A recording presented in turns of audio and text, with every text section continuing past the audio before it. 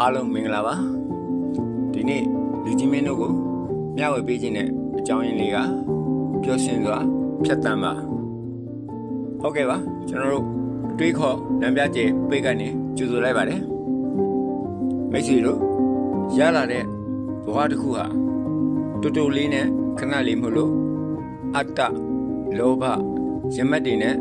ပူပင်တော့ကစိတ်ညစ်နေရလဲခဏလေးပါပဲရှိတာရတာလေးနဲ့ကျဉ်တ်ပြီးတော့နှစ်သိပ်ပျော်ရွှင်ပြီးတော့ဘဝလေးကိုဖြတ်တန်းနေရလဲခဏလေးပါပဲအဲ့တော့လူကြီးမင်းတို့အကြံပေးချင်တာကဘဝတူတူလေးကိုပျော်ပျော်ကြီးတာဖြတ်တန်းလိုက်စမ်းပါအခုလို့